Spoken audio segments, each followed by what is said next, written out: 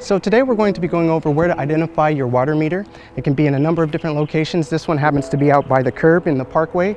We do have meters in driveways, and if you have an alley behind your home, they can be located there as well.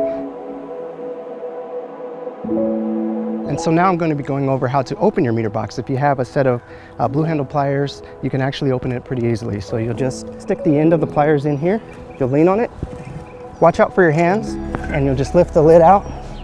Once you have it open, you have access to the entire meter box and all of its components. You can also use a screwdriver, which is basically the same concept. It goes in, lean on it, and pull it up as well, and you can lift that lid out. So those are the two different ways that you can open a meter box pretty easily with things that you have in the home.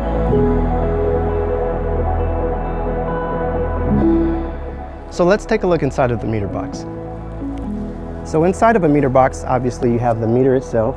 On this side of the meter box, you may have either a gate valve or a ball valve, and these are actually the customer side shutoffs. If you don't have either of those, then this line here will be straight piped. On this side of the meter box, you'll see the angle stop, and this is the city side shutoff. So you want to avoid the city side shutoff. If you have any sort of repairs that need to be made, you would shut down either the gate or the ball valve on the customer side and handle those repairs. If for some reason you don't have a shutoff or it's not working properly, you can contact customer care and they'll send someone out to close the city side shutoff. Here you have the lid of the meter. You can find the meter number on the lid and on the body, and you want to make sure that this number is the same number that you will see on your actual water bill. When you lift this lid here, you'll see where you can find your actual meter read.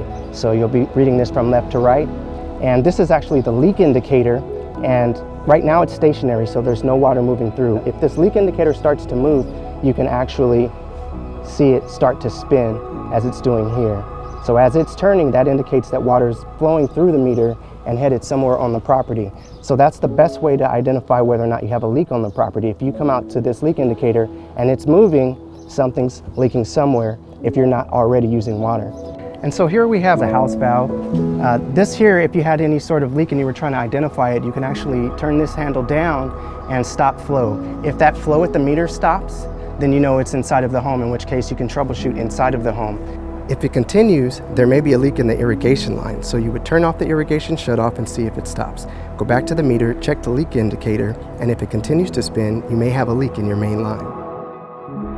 If you've confirmed you have a leak on the property, we recommend you call a licensed plumber. For more questions, call the Water Resources team at 951-736-2234 or email stopthedrop@CoronaCA.gov.